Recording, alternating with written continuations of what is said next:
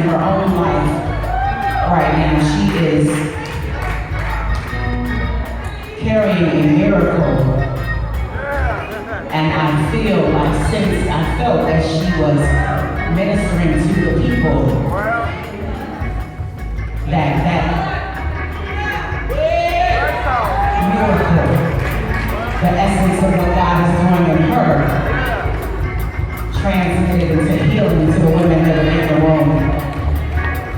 So she was sharing about mental health and making sure that our spirits and minds are aligned. And I don't want to put her on the spot, but I just want to call my sister Aiyana up for a moment so that she can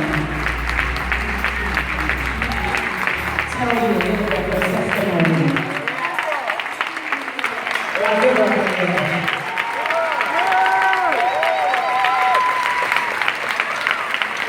This girl is carrying a miracle. And I felt that since we've been connected spiritually and because of what we do. But yesterday she ministered in such a profound way. I was just led to have her to come up and share.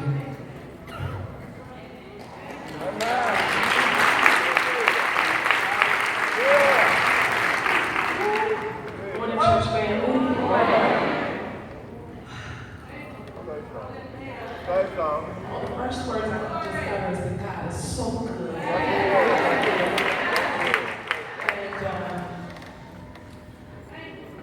And just to give everyone a sense of my story and my family's story, and this miracle baby that sits in my belly and my womb.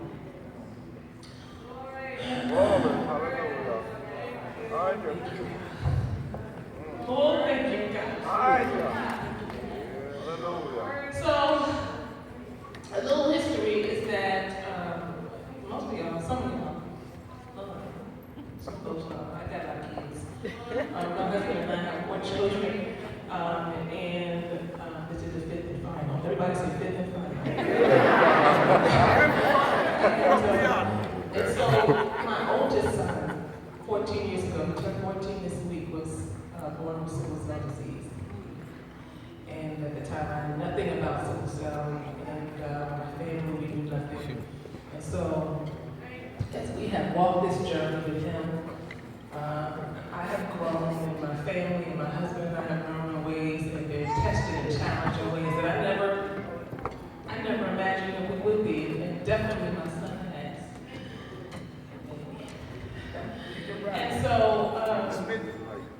as time has gone, I remember when he was born, the doctor said to us, 10 years from now, you know, a cure will be more readily available for sickle cell. At the time, I thought, and what? Like, that's not a long time ago. What does that mean?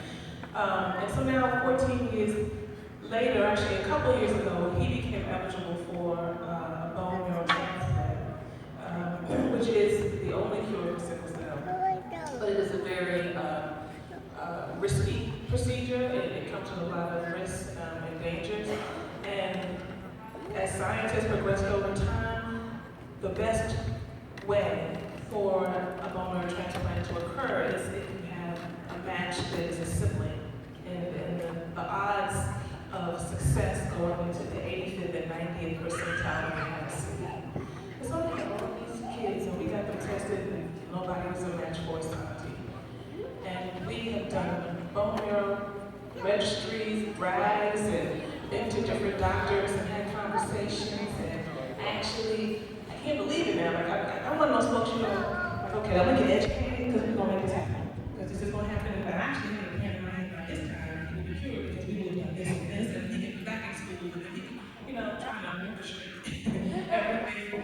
And we did in vitro fertilization, trying to use some advanced technology to develop and design a baby this and that, I mean, all this kind of stuff. And then, a few months ago, my husband said, as he tried to better me, what is your period? I was like,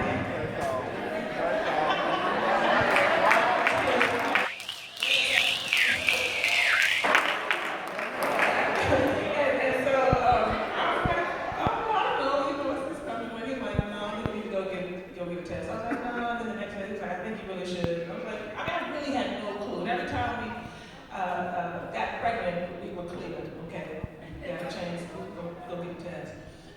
And so I took a test and I was absolutely amazed. I was like, I'm pregnant.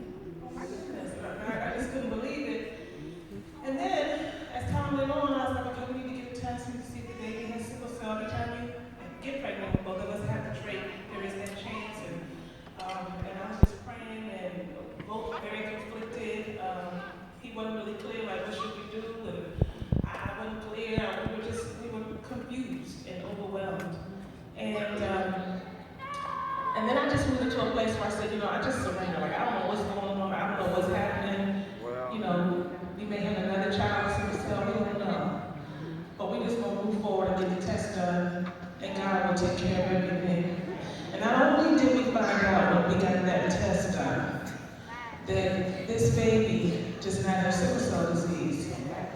But we found out that with only a 25% chance that this baby would be a 100% natural cell.